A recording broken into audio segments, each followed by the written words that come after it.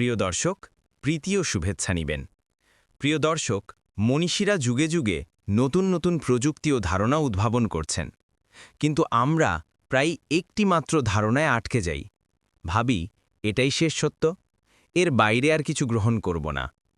অথচ এই সংকীর্ণতা ভাঙতেই হবে, কারণ যত নতুন পথ ও পদ্ধতি আসবে, যেগুলো আমাদের শ্রেয়ের দিকে এগিয়ে নিয়ে যাবে, সেগুলো গ্রহণ করলে আমাদের কষ্ট কমবে এবং আনন্দ বৃদ্ধি পাবে। ঠাকুর একসময় বলেছিলেন, আমি সব কিছু সাজিয়ে দিয়ে গেছি, তোরা শুধুটা ভোগ কর। অর্থাৎ তিনি একটি জীবনের ছাঁচ তৈরি করে গেছেন। স্বামীজিও আরেকটি শক্তিশালী ছাঁচ আমাদের হাতে তুলে দিয়েছেন। গুরুপ্রেম ও ভক্তির সেই ছাঁচগুলিকে নিজেদের জীবনে রূপান্তর করাই আমাদের কর্তব্য।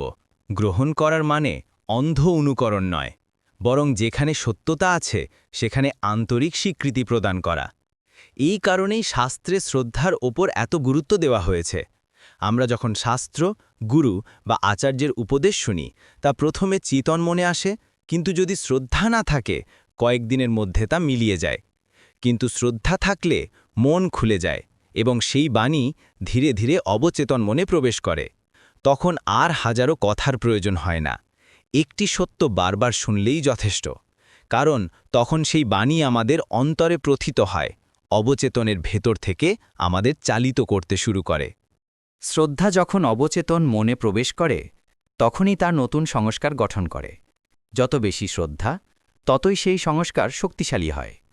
তখন আর আলাদা করে প্রচুর পরিশ্রম করতে হয় না, সংস্কার নিজেই জীবনকে চালিত করতে শুরু করে। এই আধ্যাত্মিক প্রযুক্তি বা কৌশলটি বুঝে নেওয়া প্রয়োজন। কিন্তু সমস্যাটি হল, শ্রদ্ধা আসলে সত্যগুণের ধর্ম। আমাদের বর্তমান অবস্থায় প্রত্যেকের মধ্যেই শ্রদ্ধা কিছুটা আছে, তবে প্রশ্ন হল কিভাবে তাকে সর্বোচ্চ স্তরে উন্নীত করা যায়। এর উত্তর হল গুরু বাক্যে বিশ্বাস।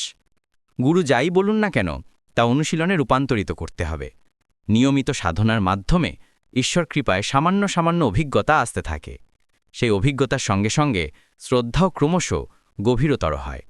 বিবেক চূড়ামণিতেও বলা হয়েছে, শাস্ত্রের বাণী কেবল তত্ত্ব নয়। অনেকের ধারণা এগুলোর জীবনে কোনো প্রায়োগিক মূল্য নেই, এগুলো কেবল ঐহিক উন্নতির সঙ্গে সম্পর্কহীন। কিন্তু এটি সম্পূর্ণ ভ্রান্ত ধারণা। শাস্ত্রের সত্যকে অবশ্যই জীবনে প্রয়োগ করা সম্ভব, তবে সেটা ভোগের জন্য নয়, সাধনার জন্য।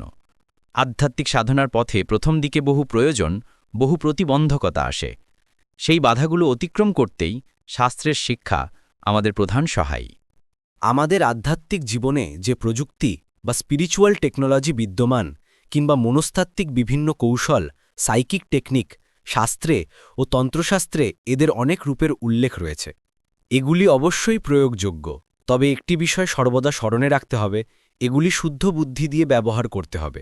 যদি এই কৌশলগুলি ভোগ লালসার কাজে নিয়োজিত হয়, তবে তা মানুষকে নিম্নস্তরে নামিয়ে আনে, ঊর্ধ্বমুখী অগ্রগতির পথ খুলে দেয় না। তবে এটাও সত্য, প্রত্যেক প্রযুক্তি বা বিদ্যার মধ্যেই শুভ ও অশুভ উভয় সম্ভাবনা নিহিত থাকে। আমরা কোন দিকে তাকে ব্যবহার করব, শুভ না অশুভ, তার দায়িত্ব আমাদের নিজেদের ওপরেই বর্তায়।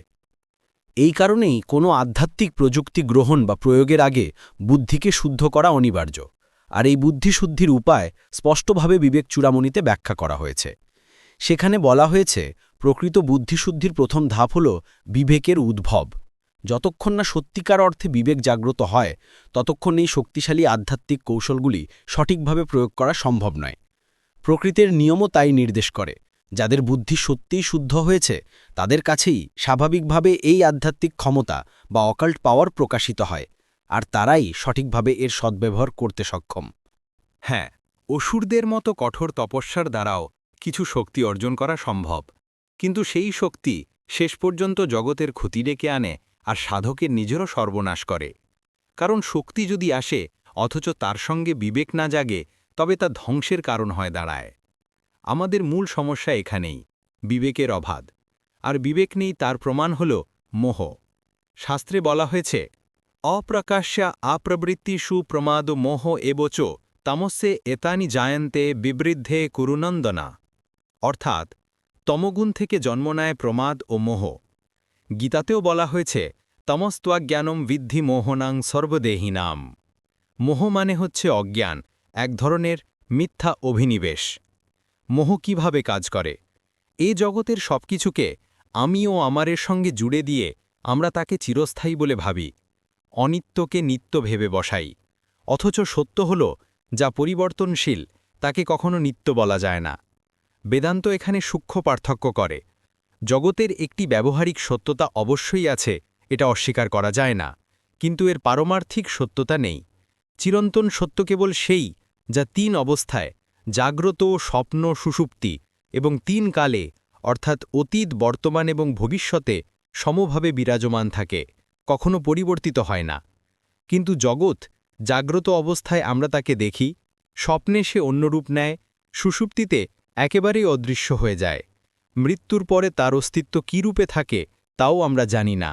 সুতরাং জগৎ পরিবর্তনশীল, এখন আছে, আবার মুহূর্তের মধ্যেই নেই।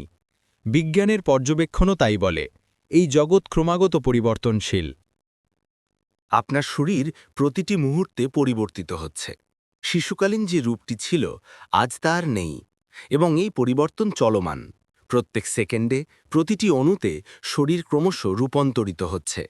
কিন্তু শুধু শারীরিক কাঠামোই নয়, আমাদের অন্তর্গত 5টি কোষ, অন্নময়, প্রাণময়, মনোময়, জ্ঞানময় এবং আনন্দময়, ও সব সময় পরিবর্তনের আবর্তে রয়েছে। এই 5টি কোষ প্রকৃতিরই অংশ এবং প্রত্যেকটি নির্দিষ্ট হারে রূপান্তরিত হয়। এই পরিবর্তনের কারণ হচ্ছে প্রকৃতির 3 গুণ। 3 গুণের সমন্বয়ে সৃষ্ট এই জগৎ: রজগুণ, সত্ত্বগুণ এবং তমগুণ। কখনো রজগুণ প্রাধান্য লাভ করে, কখনো সত্ত্বগুণ, আবার কখনো তমগুণ প্রবল হয়। প্রতিটি জিনিস এই 3 গুণের মিশ্রণে বিদ্যমান, আর এই 3 গুণ চিরন্তনভাবে পরিবর্তনশীল। এই পরিবর্তনশীলতাকে আমাদের বুঝতে হবে, প্রথমে বুদ্ধির দ্বারা, তারপর অনুভূতির মাধ্যমে। শাস্ত্র আমাদেরকে নির্দেশ দেয়, আমাদের প্রয়োজন ও আকাঙ্ক্ষার দিকে দৃষ্টি আকর্ষণ করে। মানুষ সাধারণত চায় অর্থ, নিরাপত্তা, স্বাস্থ্য ও খাদ্যের অভাব রোধ, শক্তির সঞ্চার, পরিবার ও সান্নিধ্য, জ্ঞানের সন্ধান, সৌন্দর্য ও শিল্পের স্বাদ। এই চাওয়াগুলোই মানুষের জীবনের প্রকৃত প্রয়োজনকে প্রতিফলিত করে। মানুষের মধ্যে যে সম্ভাবনা বা পোটেনশিয়াল রয়েছে তা ঈশ্বরের অমিত দান, কিন্তু এই সম্ভাবনার বিকাশ সকলের জন্য সহজ নয়। যারা উচ্চতর স্তরে পৌঁছেছে তারা এই শক্তিকে বিকাশের চেষ্টা করে। তবু সত্যিকারের পূর্ণতা আসে তখনই যখন আমরা আত্মজ্ঞান অর্জন করি। আমি কে, কেন আমি আছি, এই জীবন ও অস্তিত্বের মূল উদ্দেশ্য কি? যে শক্তি আমাদের জীবনের গতিপথকে পরিচালিত করে তা আমাদের পূর্ণতা দিতে সক্ষম নয়। আমরা প্রায় ভাবি অর্থ, কাম, খাদ্য, বস্ত্র, বাসস্থান, যে সুখ ভোগের ইচ্ছা আমাদের আছে সেগুলোই কি আমাকে পূর্ণতা দেবে? কিন্তু আসল সত্য হল, আমরা বাইরের এই জিনিসগুলো চাইছি কারণ আমরা ভিতর থেকে অপূর্ণ। যদি আমরা পূর্ণ হতাম তাহলে বাইরের পূরণের খোঁজই হতো না। অর্থকাম বা বস্তুগত প্রয়োজনকে এড়িয়ে যাওয়া নয়, এগুলো আমাদের জীবনের অংশ, কিন্তু এতে আসক্তি হওয়া ঠিক নয়। খাদ্য, বস্ত্র, বাসস্থান সবই দরকার, তবে আসক্তি নয়। এই বোঝাপড়াই জীবনের একমাত্র সত্য এবং মূল লক্ষ্য। বাইরের জগৎ আমাদের সাধনার সহায়ক, কিন্তু উদ্দেশ্য নয়। খাদ্য, বস্ত্র, বাসস্থান এই সব জাগতিক জিনিস আমাদের জীবনের অংশ এবং এগুলো সাধনার জন্যই প্রয়োজন। প্রয়োজন হলে অবশ্যই আমরা এগুলো ব্যবহার করব, কিন্তু যতটুকু লাগে ততটুকুই যথেষ্ট। যদি সমস্ত জীবনই আমরা এই জাগতিক বস্তুগুলোর পেছনে দিই, তাহলে জীবনের আসল উদ্দেশ্যই হারিয়ে যায়। যেমন মোবাইল ফোনকে যদি কেবল কাগজের ওজন হিসেবে ব্যবহার করি, তাহলে তার উদ্দেশ্য ব্যর্থ হয়। প্রতিটি জিনিসের একটি উদ্দেশ্য আছে, একটি প্রয়োজন আছে। মানুষের জীবনে আমাদের প্রকৃত উদ্দেশ্য কি? ধর্ম, অর্থ, কাম, মোক্ষ এই 4টি স্তম্ভ আমাদের জীবন নির্দেশ করে, কিন্তু আসল আল্টিমেট লক্ষ্য কোথায়? অর্থ ও কাম কিছু আনন্দ দেয়, ক্ষণিকের সুখ দেয়, কিন্তু চিরস্থায়ী পূর্ণ আনন্দ দেয় না, বরং এগুলো আমাদের অপূর্ণতা, অতৃষ্ণাকে আরও বাড়িয়ে তোলে। আমরা চাই আগে 1টি, পরে 2টি, তারপর 10টি, 100, এভাবে আরও বেশি। কিন্তু যত বেশি ভোগ, তত বেশি আমরা আমাদের ভিতরের অপূর্ণতার মুখোমুখি হই। আরও গভীরভাবে এটি আমাদের সংসারে আরও বাধা দেয়, আমাদের মানসিক ও আধ্যাত্মিক স্বাধীনতাকে সীমিত করে। এটাই আমাদের বর্তমান পরিস্থিতি, এটাই আমাদের চেতনার পরীক্ষা। প্রিয় দর্শক, ভিডিওটি যদি ভালো লেগে থাকে তাহলে লাইক, কমেন্ট ও সাবস্ক্রাইব করে পাশে থাকুন। ওম হরি ওম তৎসৎ।